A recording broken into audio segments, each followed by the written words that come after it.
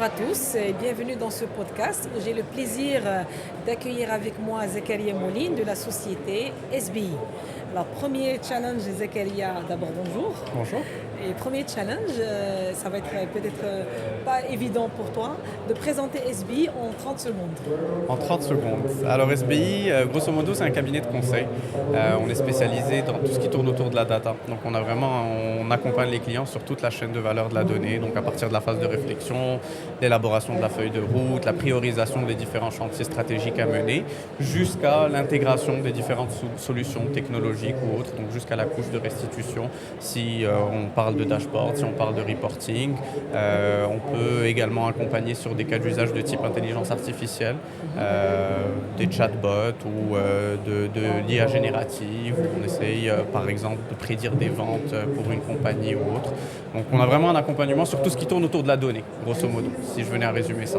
D'accord, donc c'est-à-dire que le client aujourd'hui, vous allez l'adresser depuis l'étude du projet jusqu'au déploiement. Donc vous avez cette casquette intégrateur, ce qu'on ne trouve pas forcément des fois chez les bureaux de conseil. Tout à fait. En réalité, notre offre de service elle se décline de deux manières différentes. Donc on a le volet stratégie et advisory, où là c'est vraiment des prestations de type intellectuel, où l'idée c'est d'accompagner le client dans sa réflexion, dans ce chantier-là de réflexion, de priorisation.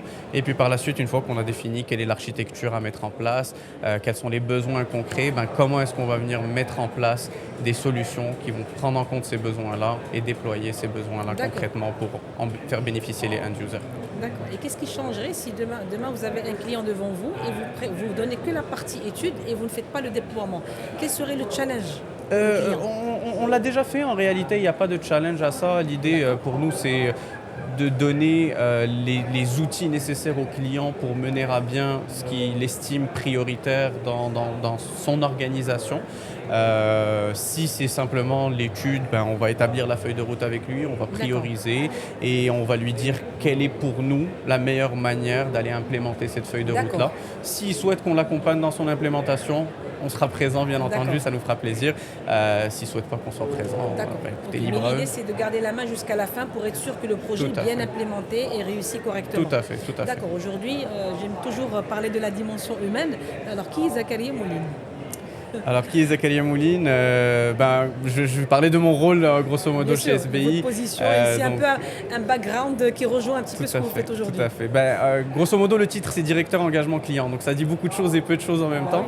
Je m'occupe de tout le volet commercial, essentiellement dans un premier temps. Donc, à partir des phases d'avant-vente, où l'idée, c'est de venir cadrer le besoin, comprendre concrètement quel est le besoin du client.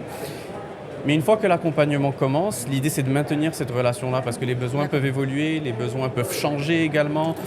Donc il faut s'assurer de garder cette relation en phase de projet également. Donc il arrive assez fréquemment que j'intervienne dans les projets pour m'assurer que ce sur quoi on s'est entendu initialement, c'est ce qu'on livre aux clients aujourd'hui. Et s'il y a une évolution, on prend en compte cette évolution-là dans la phase de projet. D'accord, donc globalement vous êtes le garant. Tu es le garant, donc on se tutoie. Tout à fait. Tu es le garant de la réussite du projet. Tout à fait. D'accord. Alors aujourd'hui, l'IA, on se lève avec l'IA, on boit de l'IA, on mange. Donc voilà, il y a boire à manger. Tout le monde poste des photos IA, il génère des vidéos, des fois fake. Et alors aujourd'hui, si demain, si tu dois faire un circuit touristique, est-ce que tu irais rapidement demander à un ChatGPT ou Claude rapidement pour qu'il te propose un circuit ou bien tu restes sur un peu l'ancienne école d'une manière un peu classique? Alors j'étais à Séville l'année dernière, la semaine dernière plutôt, j'étais à Séville et j'ai fait exactement ça. Donc je suis rentré sur ChatGPT, je lui ai dit de me faire un circuit de qu'est-ce qu'il fallait voir à Séville, les must-do. Donc non, je suis plutôt du type à aller sur ChatGPT et à profiter de ces outils technologiques qui sont à notre disposition. Ça permet de rendre les choses plus rapides, plus agréables. Et puis en même temps, je pense que quand on est en vacances, on veut aussi un petit peu moins se casser la tête. Il y en a d'autres qui sont de l'ancienne école et qui préfèrent faire leurs recherches. Mais non, donc moi je suis c'est un outil qui peut être très utile, on va dire à l'usager simple, le simple commun des mortels.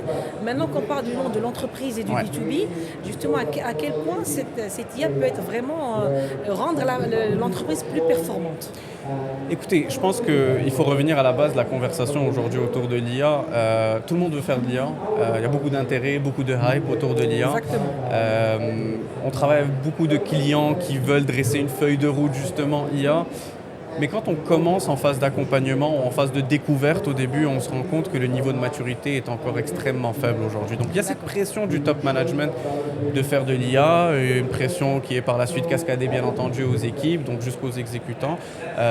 Mais on se rend compte que les fondamentaux de base ne sont pas là. Les données ne sont pas disponibles, les données ne sont pas de qualité. Et donc on ne peut pas faire de l'IA si on n'a pas des données fiables sur lesquelles se baser pour justement essayer de prédire. Traiter les informations et les analyses. Exactement. D'accord, mais globalement, des fois, parce qu'on sait qu'au Maroc, il y a beaucoup de TPE et de PME, et souvent les barrières d'entrée à de nouveaux projets d'une transformation digitale ou autre, c'est un peu le coût. Il y a une vraie barrière aujourd'hui au Maroc par rapport à ce type d'entreprise. Est-ce que justement le fait de passer à l'IA au niveau de l'entreprise, c'est par rapport au coût, ou ça freine, ou parce que, comme vous dites, c'est vraiment une question de maturité? C'est vraiment une question de maturité parce qu'au niveau des coûts, les coûts ne sont pas particulièrement importants. C'est vraiment le niveau de maturité des entreprises en tant que telles, des dirigeants de ces entreprises-là. Mais je reviens aussi et surtout à la donnée en tant que telle. La donnée aujourd'hui n'est pas exploitable dans la majorité des cas, pas dans tous les cas. On a accompagné des clients pour lesquels on avait de la donnée qui était exploitable dans un cadre IA. Mais dans la majorité des cas aujourd'hui, on n'est pas encore à un niveau de maturité suffisamment important. On a un slogan chez SBI d'ailleurs, c'est No Data, No AI. Donc si on n'a pas cette base-là, ce socle de data centralisé, uniformisé, nettoyé, traité, prêt à l'exploitation, c'est très difficile de l'exploiter pour aller faire de l'IA. D'accord, donc il y a déjà des prérequis, donc d'où l'idée de faire des études avant d'implémenter la solution. Et donc aujourd'hui, si on prend une entreprise qui commence déjà à déployer et implémenter l'IA, est-ce qu'il y a un risque d'aller aussi très vite? Il y a bien sûr, il y a un risque d'aller très vite. Je pense que d'où l'importance d'établir une feuille de route et de venir prioriser les chantiers sur lesquels on veut travailler en premier. L'idée est certes d'aller vite parce qu'on veut avoir des résultats rapidement, mais l'idée est aussi d'avoir un quick win, quelque chose de vraiment tangible qu'on peut aller présenter aux équipes, qui va réellement servir aux équipes métiers, parce que on parle de data, on parle de technologie, on parle de l'IA, mais c'est au service de qui au final? C'est au service des équipes métiers, c'est au service des finances, de la finance, c'est au service de la comptabilité, c'est au service des RH. Donc c'est eux vraiment le client final. Et donc si tout ce qui est déployé, tout ce qui est mis en place, tous ces beaux rêves de IA au final ne servent pas à grand chose à ces équipes-là métiers, on échoue dans cette mission en fait. Oui, parce que c'est vrai que pour n'importe quel projet de transformation, que ce soit IA ou autre, il faut impliquer justement les éléments, tous les éléments clés de l'entreprise. Et donc justement, si demain vous intervenez dans une entreprise, est-ce que vous adressez que le top management pour leur expliquer l'importance, ou bien il faut impliquer eux-mêmes tous les collaborateurs justement pour les aider et les encourager à prendre le train en marche en fait? C'est une question super pertinente. Tous les collaborateurs, peut-être pas, non, parce que après, si on est beaucoup autour d'une table, il y aura plein d'avis qui divergent et donc on ne pourra pas prendre une décision rapidement, mais il faut absolument que les équipes métiers soient impliquées dans cette réflexion-là. Parce que c'est eux qui sont le plus, qui vivent ce quotidien-là, c'est eux qui connaissent leurs irritants, c'est eux qui connaissent leurs enjeux, leurs challenges au quotidien. Le top management l'entend occasionnellement ici et là autour d'un conseil d'administration, mais le vrai enjeu, il est vraiment au niveau des équipes métiers. Donc non, on a dans nos profils d'ailleurs ce qu'on appelle des business analysts, pour qui le rôle est de s'asseoir avec les métiers, de comprendre leurs besoins, de comprendre comment est-ce qu'ils veulent piloter leur performance et de vraiment traduire ce langage-là métier en langage technique pour le déploiement des outils. Donc l'implication et l'engagement du métier est extrêmement important dans notre dans la pertinence de ton titre qui est l'engagement client. Exactement. Donc, voilà, donc il faut vraiment les aider à être encouragés et s'investir aussi dans ce projet qui est énorme, parce que je pense qu'il y a un process, il y a des étapes. Comme vous dites, s'il n'y a pas de données, il n'y a pas besoin de parler d'IA, donc il faut d'abord avoir des données fiables et exploitables. Donc aujourd'hui, si on a un client, si demain tu te présentes devant un client, quel serait le premier conseil à lui donner qui peut implémenter dès demain? En fait, ça dépend qui est mon interlocuteur à ce moment-là. Est-ce que je parle de l'IT? Est-ce que je parle au métier?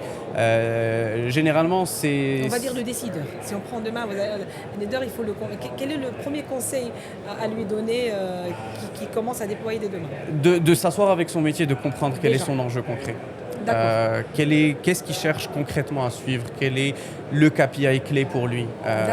Quelle information peut lui permettre demain, en étant sur le terrain, de pouvoir naviguer correctement et de pouvoir naviguer rapidement également et de prendre des décisions rapidement. D'accord. Donc si en entreprise, je ne sais pas s'il y a un user case ou un client type avec qui vous avez déjà travaillé et où l'expérience a réussi, et si tu veux d'ailleurs en parler, voilà, donc je te laisse t'expliquer. Je peux donner plusieurs exemples. Je peux donner, on accompagne une grande banque de la place ici au Maroc depuis plusieurs mois aujourd'hui et on les a accompagnés à partir du moment où ils n'avaient absolument rien. Donc il n'y avait aucun socle data, rien de mis en place. On est venu centraliser toutes les données dans un socle commun, on est venu uniformiser les règles de gestion de ce socle commun-là et on a créé un certain nombre de tableaux de bord de pilotage pour les différents domaines de cette banque. Et aujourd'hui, on a une montée en maturité très importante au niveau de l'IT, mais également au niveau des équipes métiers, donc internes du client. Et on les accompagne aujourd'hui sur des cas d'usage de type intelligence artificielle, donc de la fraude monétique, par exemple. Donc comment venir détecter la fraude monétique à travers les différents comportements clients dans les guichets bancaires ou lorsqu'ils effectuent des paiements.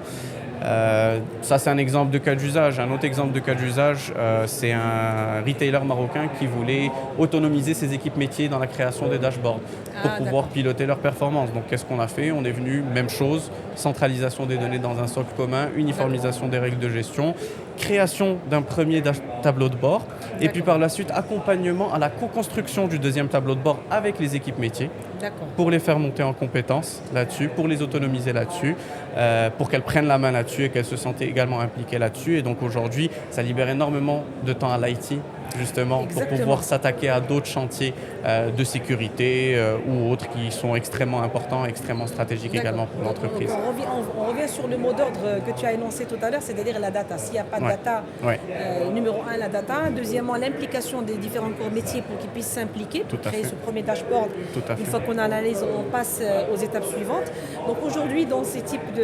D'ailleurs, avant de passer à cette question, en parlant de banques, de retailers, est-ce qu'il y a des secteurs de prédilection, on va dire, qui sont, on ne va pas dire priorité parce que tout le monde est concerné, mais est-ce qu'il y a des secteurs qui sont un peu plus critiques là maintenant, qui doivent prendre le train en main? Vous avez parlé de cybersécurité, de cyberattaque. Peut-être que les banques, la finance, peut-être ça va être des secteurs qu'on doit rapidement pousser par rapport à d'autres. Je ne pense pas qu'il y ait des secteurs qui soient prioritaires par rapport à d'autres. Je pense, certes, il y a les banques, il y a les pharmaceutiques, il y a les retailers, il y a les organisations gouvernementales aussi qui sont extrêmement importantes, donc les ministères. Tout le monde est concerné par cette transition-là et tout le monde doit se sentir concerné par cette transition-là. On est dans une phase de sensibilisation. Absolument. On se dit qu'il ne faut pas rater justement le train. Absolument. Il faut le prendre tout de suite. Et donc si on prend un de ces deux cas, que ce soit la banque, que ce soit le retailer, si demain on prend ce user case qui a réussi, parce que vous avez le retour client, comment vous prévoyez cette entreprise qui a pris le train maintenant dans 5 ans? Ou dans 3 ans peut-être? Oui, écoutez, on s'attend à avoir des équipes métiers qui sont autonomes, qui ont tous les outils à leur disposition pour pouvoir prendre des décisions rapidement sans avoir à engager l'IT à chaque fois pour les accompagner là-dessus. Donc, et c'est ça l'idée en fait au final, c'est d'accompagner ce client-là à ce qu'il soit plus efficace dans son pilotage de manière générale au quotidien. C'est-à-dire réussir à mettre en place une vraie productivité pour se libérer, pour faire des tâches plus complexes. Plus complexes ou qui ont également leur niveau d'importance. On n'a pas parlé de sécurité par exemple, mais la sécurité c'est un enjeu hyper important aujourd'hui au Maroc avec tout ce qui tourne autour de la souveraineté de la donnée, c'est un enjeu qui est hyper important. J'allais y venir justement, le défi, parce que là on parle des avantages, productivité, on se libère pour faire mieux, mais est-ce qu'il y a des défis justement, des challenges qui restent encore à Il y a cette contrainte-là de souveraineté de la donnée, mais cette contrainte-là, il ne faut pas la voir uniquement comme une contrainte.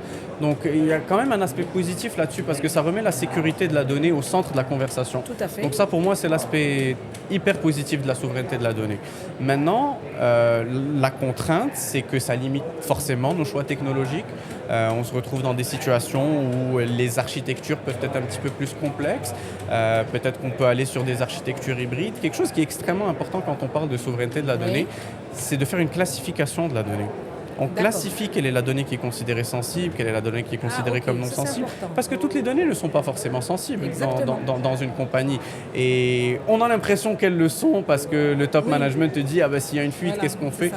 Mais toutes les données ne sont pas forcément sensibles. Donc, Il y a on peut être différents sur une solution degrés. hybride, c'est-à-dire Oui, voilà. absolument. Il y a des D'accord. solutions exactement tout à fait hybrides où là, on va aller héberger la donnée qui est considérée C'est ça. comme sensible dans des serveurs locaux, Voilà. donc ce qu'on appelle un premise, et puis toute la donnée qui est considérée comme non sensible, on peut venir l'anonymiser, Et ça l'héberger peut être sur sur le du cloud, cloud, sans problème. exactement, D'accord. et aller bénéficier de toutes les capacités que le cloud Que peut le cloud nous offrir. peut offrir. Notamment via de l'intelligence artificielle ou autre.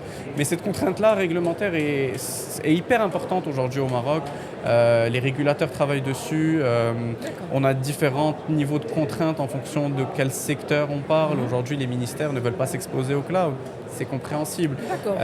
Les banques également, il y a cette contrainte-là que Banque Le Maghreb n'a pas tranché concrètement sur quelle est la donnée sensible, quelle est la donnée non sensible, etc. Donc on est encore dans une phase de réflexion là-dessus. Il y a beaucoup de sujets qui tournent autour de ça. Mais pour moi, ça c'est l'enjeu clé aujourd'hui au Maroc. C'est qu'il faut qu'on puisse trancher sur l'aspect de la souveraineté de la donnée. Mais il y a des solutions de contournement. Il y a des solutions Exactement. de Il y a des contournement. challenges et bien, il y a des solutions à Tout à côté fait. qu'on peut utiliser pour dépasser Tout ces à challenges. fait. Donc le Maroc, il est prêt pour Tout 2030. à fait. Le Maroc est prêt pour Et au-delà. 2030. Il est bien au-delà pour 2030. D'accord. Ben, écoute, Zakaria, j'étais très ravie de conduire ce podcast avec toi. Peut-être une dernière question. Est-ce que peut-être il y a une question que tu aurais aimé que je pose ou bien on a fait le tour? Écoute, non, je pense qu'on a fait le tour. On a fait J'essaie le de tour. réfléchir s'il y a Donc d'autres peut-être points. terminer avec la question que je termine avec du second Bien degré. Tout à l'heure, peut-être que tu vas vouloir chercher un rooftop pour décompresser après une journée de salon. Tu irais sur quoi? Du ChatGPT ou Claude? ChatGPT. Ok. Il me connaît tellement bien aujourd'hui, D'accord, ChatGPT, donc c'est c'est difficile bon. d'utiliser Il est quelque fiable. chose d'autre. Ça dépend. Ça dépend, Ça dépend. voilà. Claude devient de plus en plus performant. Il prend un peu de Et il terrain. prend pas mal d'ampleur. Eh ben, super. Merci beaucoup Zakaria. Merci C'était à un toi. plaisir Merci et puis à on toi. se dit à très vite. À très bientôt, Inch'Allah. Merci beaucoup de votre fidélité. À très bientôt.